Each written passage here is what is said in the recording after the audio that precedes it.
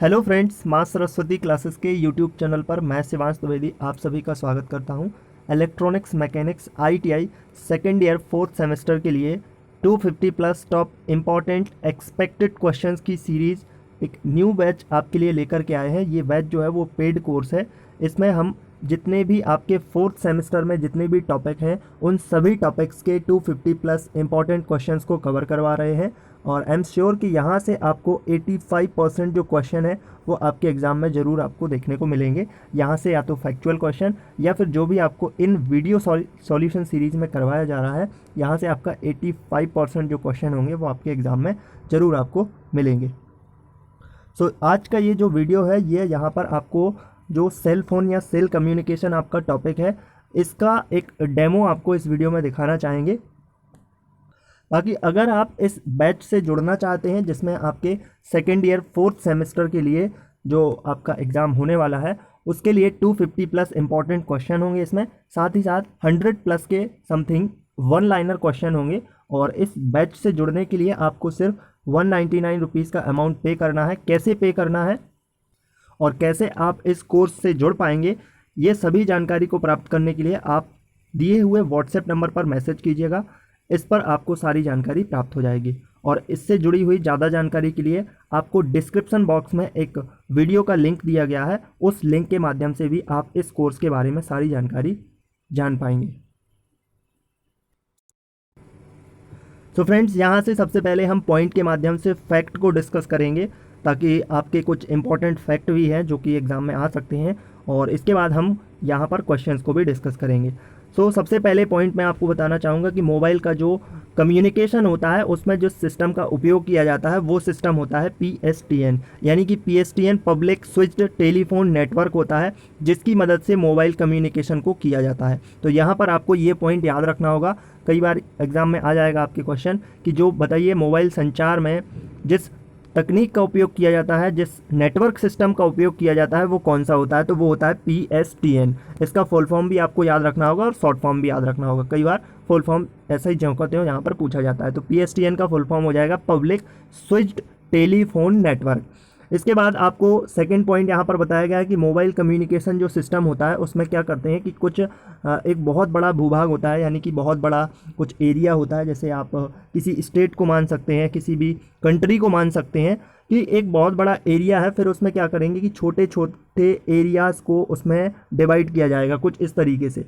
फिर उसमें हर एरिया में वहाँ पर एक सेल का यानी कि एक ऐसी व्यवस्था की जाएगी, एक ऐसा टावर लगाया जाएगा जो कि उस पूरे कंप्लीट एरिया को, जैसे अगर मैंने इस बड़े से एरिया में छोटे छोटे ऐसे पार्ट कर दिए हैं और यहाँ पर जो पॉइंट देख रहे हैं यहाँ पर एक क्या कर दिया गया है, यहाँ पर एक सेल लगा दिया गया है, यानी कि एक टावर लगा दिया। अगर अपन आमतौर भाषा में बात करें तो यहाँ पर एक टावर लगा दिया है और उस टावर की मदद से क्या हो रहा है कि टावर जो है वो सैटेलाइट के माध्यम से, सैटेलाइट कम्युनिकेशन के माध्यम से इस पूरे एरिया में अपने नेटवर्क को प्रदान कर रहा है, पूरे एरिया में नेटवर्क को कवर कर रहा है। तो ये जो टावर था ये तो हमारी आमतौर की भाषा है, इसमें हमने नॉर्मली कहते हैं टावर लगा हुआ, पर इसे टेक्निकली कहा जाता है सेल। इसी टावर को टेक्निकली भाषा में सेल कहा जाता है। तो यही यहाँ पर सेकंड पॉइंट में बताया गया है कि जो मोबाइल कम्युनिकेशन व्यवस्था होती है वो सभी जगह पहुंच सके, इसके लिए क्या करना होता है कि एक बहुत बड़ा एरिया, जैसे मान लीजिएगा आपका शहर मान लीजिएगा, तो आपके ही शहर में बहुत सारे टावर लगे हुए होते हैं, वो छोटे छोटे पार्ट में उन सभी क्षेत्रों को कवर कर रहे होते हैं। तो इन छोटे छोटे पार्टों में जो व्यवस्था की जाती है, जिस प्रकार से जो यहाँ पर टेक्नोलॉजी यूज़ की जाती है, उसी को टेक्निकली टर्म में सेल कहा जाता है। ठीक है, तो यानी कि जो टावर होता है उसी को तकनीक की भाषा में या फिर अगर टेक्निकल लैंग्वेज में कहा जाए तो वो सेल कहा जाता है।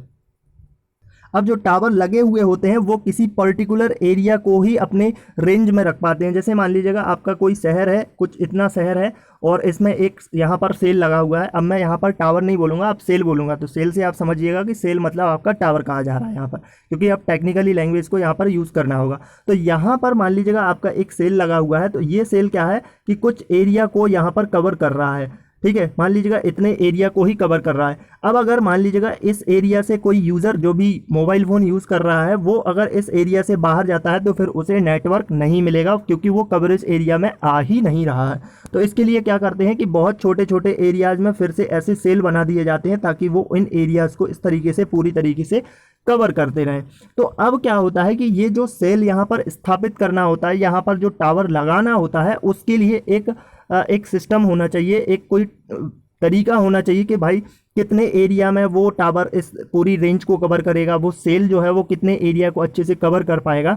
तो उसके लिए क्या करते हैं, उस एरिया की पोजीशन को निकालने के लिए उसको आइडियली तौर पे यानी कि एक आदर्श तौर पे उसकी आकृति जो है वो हेक्सागोनल बनाई जाती है, और जबकि जो वास्तविकता होती है वो गोलाकार होती है। तो अब ये हेक्सागोनल और ये गोलाकार क्या है, इसको थोड़ा आगे आपको और अच्छे से इसको एक्सप्लेन करना चाहेंगे।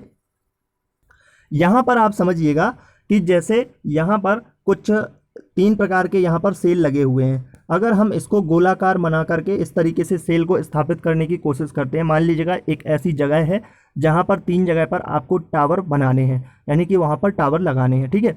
तो यहाँ पर मान लीजिएगा, अब इसके लिए क्या करेंगे, आप क्या सोचेंगे कि इस एरिया में पूरी जगह एरिया पर नेटवर्क जो है वो जाना चाहिए। तो अगर आप उसकी रेंज कुछ इस तरीके से स्थापित करना चाहेंगे कि पूरी जो है हम टावर की जो रेंज है वो गोलाकार कर देते हैं, कि यानी कि एक टावर जो है, एक सेल जो है वो इतने एरिया को कवर कर रहा है।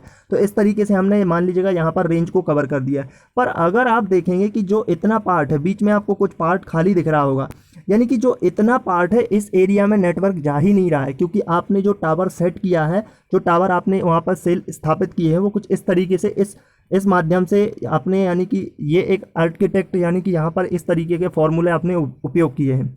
पर यहाँ पर क्या प्रॉब्लम होगी, यहाँ पर ये प्रॉब्लम होगी कि जो बीच का एरिया आप देख सकते हैं ना, मान लीजिएगा एक जो सेल है वो इतने एरिया को कवर कर रहा है, गोल, यहाँ पर एक्चुअली में ये पूरा गोल है, ठीक है।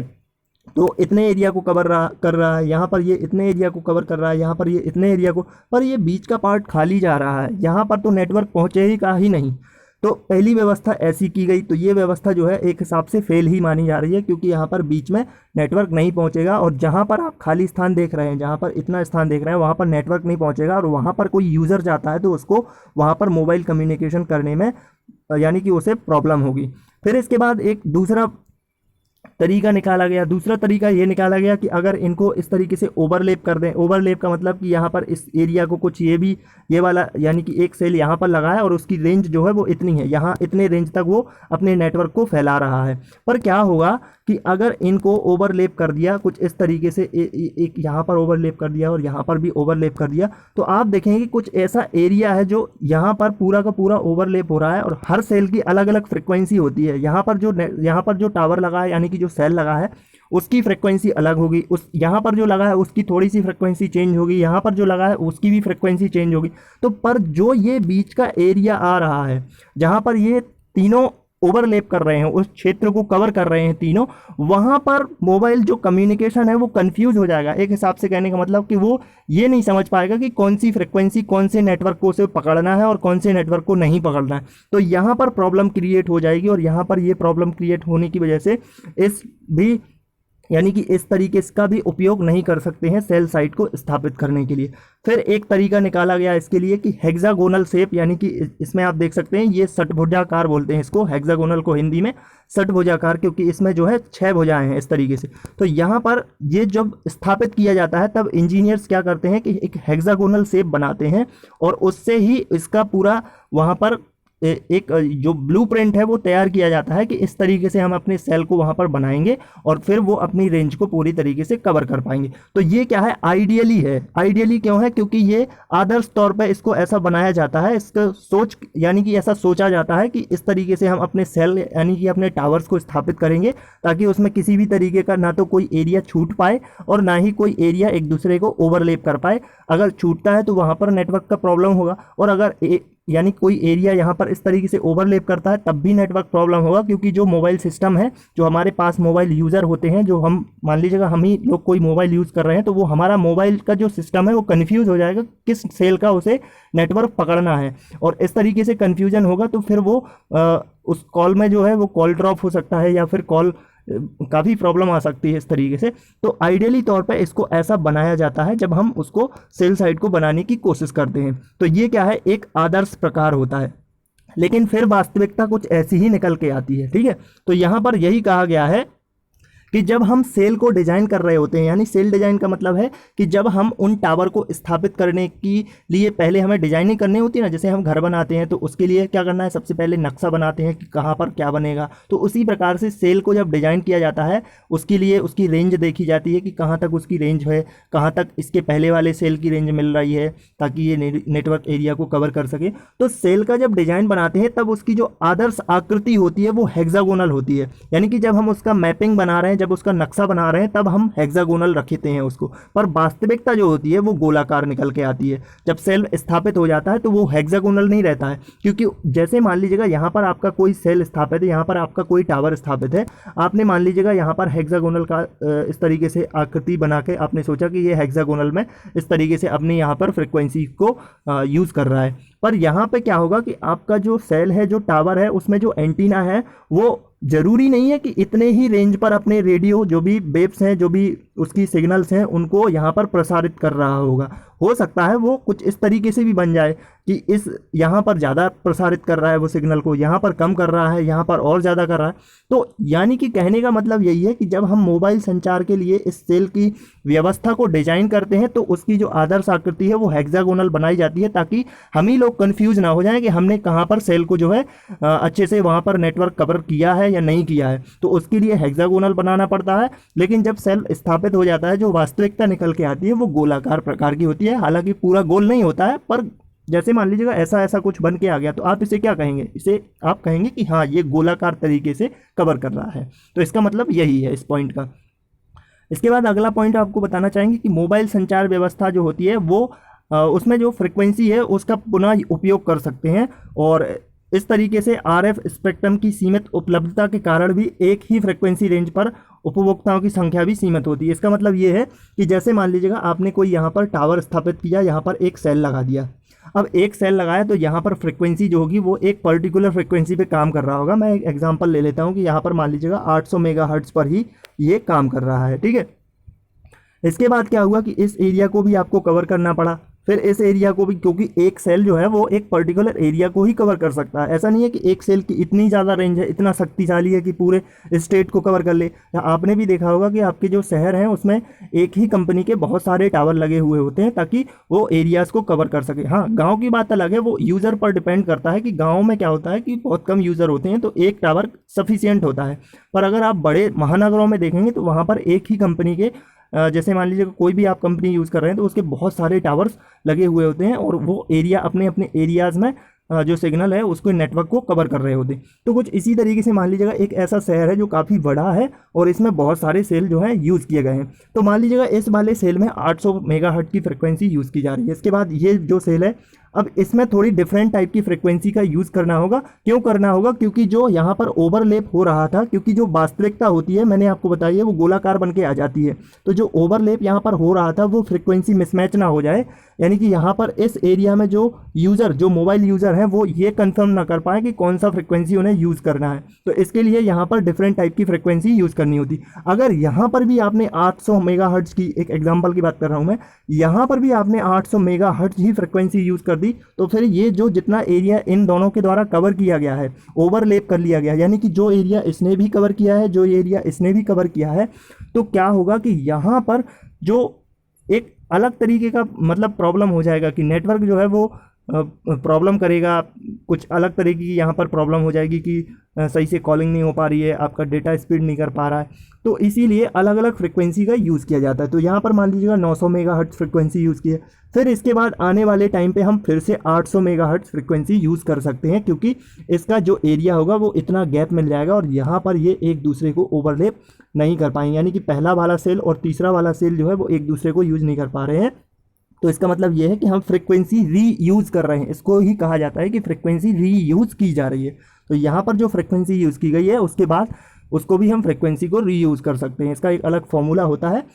तो यहाँ पर यही कहा गया है कि मोबाइल संचार की जो व्यवस्था होती है उसमें फ्रिक्वेंसी जो है वो एक उपयोग करने के बाद उसको फिर से रीयूज़ कर सकते हैं। और RF जो स्पेक्ट्रम है वो क्योंकि सीमित होता है, तो इसलिए आवृत्ति की जो रेंज होती है उसको उपभोक्ताओं की सीमितता के लिए इसको रीयूज़ किया जाता है।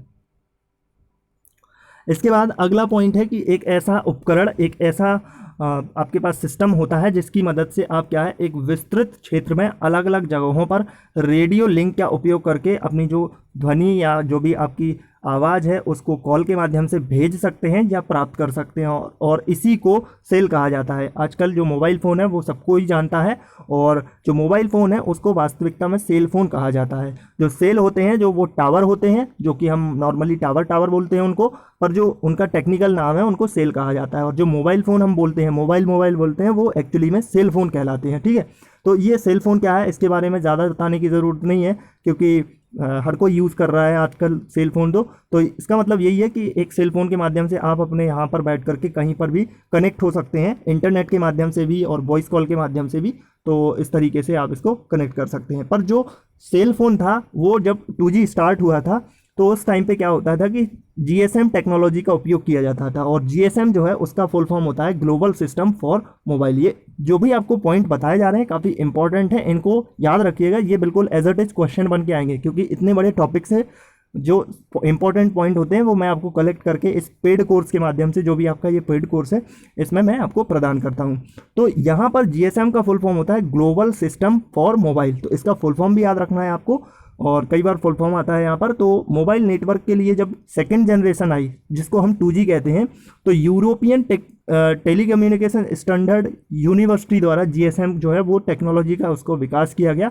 और जो सबसे पहले मोबाइल थे वो इसी टेक्नोलॉजी का उपयोग करके उनका मोबाइल फ़ोन के कम्युनिकेशन में यूज़ किया जाता था।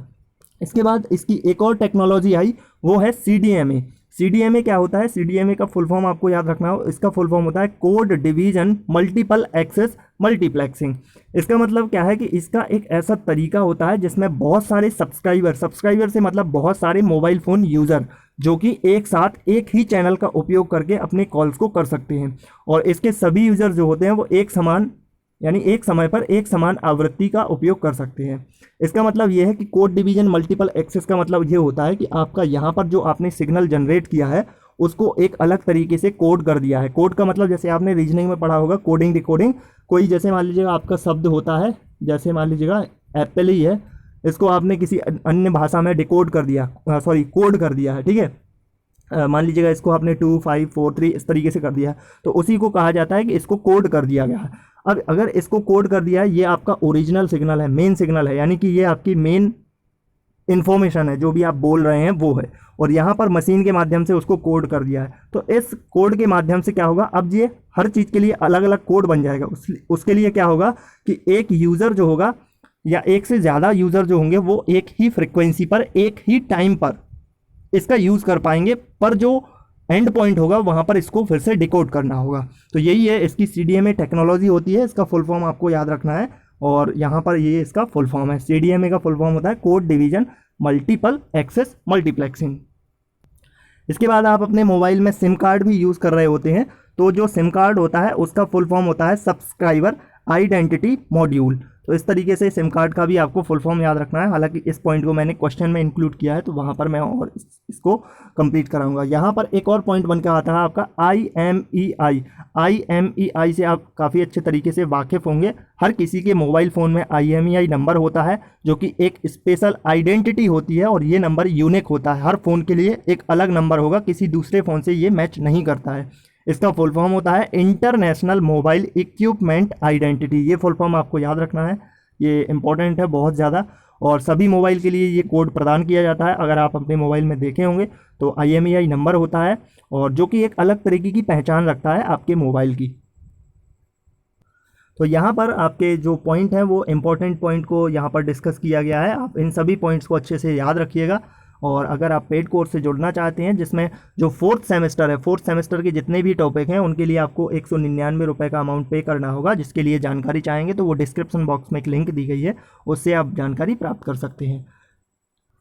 अब इसके बाद यहाँ पर हम इसके क्वेश्चन को कंप्लीट करते हैं। सब यहाँ पर फर्स्ट क्वेश्चन है कि सबसे पहले मार्कोनी नामक वैज्ञानिक ने कितनी दूर तक सिग्नल को भेजा था। देखिए जो सेल फोन है वो जब इसका जो यानी कि इसको जो बनाया गया उससे पहले रेडियो सिस्टम जो है वो अस्तित्व में आ चुका था, और रेडियो सिस्टम जो था उसमें रेडियो वेव्स का यूज़ किया जाता था, और रेडियो सिस्टम के सबसे पहले मार्कोनी ने उपयोग किया था। तो मार्कोनी यहाँ पे वही पूछा गया है कि जो मार्कोनी है उनने कितनी दूर तक अपने सिग्नल को भेजा था। तो सबसे पहले मार्कोनी जो थे उनने 100 मीटर की रेंज में अपने सिग्नल को भेजा था। 100 मीटर में उनका सिग्नल जो था वो इस तरीके से वहाँ पर ट्रांसफ़र किया गया था उनके द्वारा। अगला क्वेश्चन है मोबाइल स्टेशन में उपयोग किया जाता है। तो मोबाइल स्टेशन में जो है वो क्या उपयोग किया जाता है। तो मोबाइल स्टेशन का मतलब यहाँ पर आपका जो मोबाइल फ़ोन होता है, और मोबाइल फ़ोन में क्या आपका उपयोग किया जाता है। तो ट्रांस रिसीवर भी उपयोग किया जाता है, एंटीना भी उपयोग किया जाता है, कंट्रोल सर्किट भी यूज़ किया जाता है। हालांकि अब जो मोबाइल हैं वो काफ़ी बहुत ज़्यादा उस तरीके से आने लगे हैं जिनमें ये सब जो आपके जितने भी पार्ट होते हैं वो उसके अंदर ही होते हैं। तो इस तरीके से आपको दिखते नहीं है। जब आपने बहुत पहले फ़ोन देखे होंगे तो उसमें एक छोटा सा एंटीना बाहर की ओर निकला हुआ होता था, बाकी जो भी इसके इक्विपमेंट होते हैं वो मोबाइल फ़ोन के अंदर ही होते हैं। तो इस तरीके से इसका जो आंसर हो जाएगा वो उपरोक्त सभी इसका आंसर हो जाएगा, क्योंकि ना तो आप ट्रांसमीटर के या रिसीवर या जो यहाँ पर जो ट्रांस रिसीवर है इसका मतलब है कि ट्रांसमीटर और रिसीवर दोनों, ना तो इसके बिना आप किसी भी प्रकार का कम्युनिकेशन कर सकते हैं, ना ही एंटीना नहीं होगा तो आप सिग्नल को ना तो कैच कर पाएंगे ना ही उसको सेंड कर पाएंगे, और ना कंट्रोल परिपथ। अगर कंट्रोल सर्किट नहीं होगा तो फिर आपका जो अंदर का सिस्टम चल रहा है वो उसको कंट्रोल नहीं कर पाएगा। इसलिए इन तीनों की आपको ज़रूरत होगी। इसका मतलब ये हुआ कि यहाँ पर आपका जो आंसर होगा वो D option is the correct answer. आगे क्वेश्चन है कि किसी भी सेल की आदर्श आकृति होती है। तो इस पॉइंट को काफ़ी अच्छे से डिस्कस किया है मैंने, तो आप यहाँ पर आसानी से बता सकते हैं कि इसका जो आंसर होगा वो क्या होगा, हेक्सागोनल। यहाँ पर सी इसका करेक्ट आंसर निकल के आएगा। अगला क्वेश्चन है यहाँ पर कि सेल फोन का अन्य नाम क्या होता है। तो सेल फोन का अन्य नाम सेल्यूलर फ़ोन भी होता है, इसको हैंड फ़ोन भी कहते हैं, और इसको मोबाइल फ़ोन भी कहते हैं। तो इस तरीके से इसका जो आंसर होगा वो भी डी ऑप्शन हो जाएगा कि जो सेल फ़ोन होता है आपका जो मोबाइल फ़ोन होता है उसको सेल्यूलर फ़ोन भी कहते हैं, इसको हैंड फ़ोन भी कहते हैं, और इसको मोबाइल फ़ोन भी कहते हैं। तो D option is the right answer. आगे क्वेश्चन है कि सेल फ़ोन में आउटपुट में ध्वनि प्रदान करने वाला उपकरण कौन सा होता है। तो आपका जो मोबाइल फ़ोन होता है अगर उसमें जो कम्युनिकेशन हो रहा है तो उसमें जो आपको आवाज़ सुनाई दे रही है, जो आउटपुट का मतलब क्या होगा कि जो आप वहाँ से आपको उस मशीन से या जो भी आपकी सिस्टम है उससे आपको क्या निकल के आ रहा है उसको आउटपुट कहा जाता है। तो सेल फोन में जो आउटपुट होता है वो ध्वनि आपको किस उपकरण के माध्यम से मिलती है, वो आपको स्पीकर के माध्यम से मिलती है। इसलिए यहाँ पर ए ऑप्शन यहाँ पर करेक्ट आंसर हो जाएगा। अगर इसी में आपसे पूछा जाए कि सेल फोन में जो इनपुट होता है वो किससे देते हैं आप, तो वो माइक्रोफोन से देते हैं। यानी कि इनपुट का मतलब वो होता है जो हम मशीन को प्रदान कर रहे होते हैं, और आउटपुट का मतलब जो मशीन हमें प्रदान कर रही होती है। तो यहाँ पर इस तरीके से यहाँ पर जिस तरीके का क्वेश्चन किया गया है उसका आंसर ए ऑप्शन होगा। आगे क्वेश्चन है कि सेल फोन द्वारा किया जाने वाला कार्य कौन सा है। तो सेल फोन के माध्यम से आप इसको बहुत ही आसानी से बता सकते हैं, क्योंकि आप भी मोबाइल फ़ोन यूज़ कर रहे होंगे। तो इंटरनेट भी आप यूज़ कर सकते हैं मोबाइल से। इंटरनेट बैंकिंग का मतलब होता है कि जो बैंकिंग के काम होते हैं जो भी आप यूज़ करते हैं, पैसा ट्रांसफ़र करना, किसी से पैसा प्राप्त करना, तो वो भी आप यूज़ कर सकते हैं। कॉलिंग भी यूज़ कर सकते हैं आप, वॉइस कॉलिंग कर सकते हैं आप। तो इस तरीके से यहाँ पर भी आंसर जो होगा वो D option is the right answer हो जाएगा। नेक्स्ट क्वेश्चन यहाँ पे है कि जीएसएम सिस्टम में प्रयुक्त आवृत्ति बैंड क्या होता है। काफ़ी इंपॉर्टेंट क्वेश्चन है ये, और आपको अच्छे से याद रखना होगा। यहाँ पर जीएसएम का फुल फॉर्म आप बताइएगा क्या होता है। चलिए, यहाँ पर जीएसएम का जो फुल फॉर्म होता है वो होता है ग्लोबल सिस्टम फॉर मोबाइल। तो फुल फॉर्म याद रखिएगा। इसके बाद अगर हम इसकी आवृत्ति बैंड की बात करें, आवृत्ति बैंड क्या होता है। आवृत्ति बैंड का मतलब होता है कि एक ऐसी फ्रिक्वेंसी जिस रेंज में हम अपने सिग्नलों को ट्रांसमिट कर सकते हैं। तो ये जो जीएसएम के लिए फ्रिक्वेंसी रेंज होती है वो 890 से लेके 915 भी होती है, और 935 से लेके 960 तक की रेंज होती है। तो यहाँ पर ए और बी दोनों ऑप्शन यहाँ पर करेक्ट हैं, इसलिए यहाँ पर जो डी ऑप्शन आप देख सकते हैं वो करेक्ट आंसर हो जाएगा।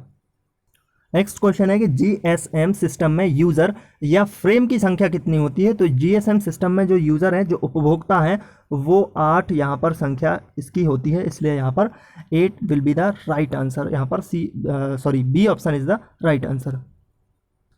नेक्स्ट क्वेश्चन है सीडीएमए टेक्नोलॉजी में एक समान नहीं होती है। तो देखिए, अभी सीडीएमए के बारे में थोड़ी देर पहले मैंने पॉइंट से आपको डिस्कस किया है।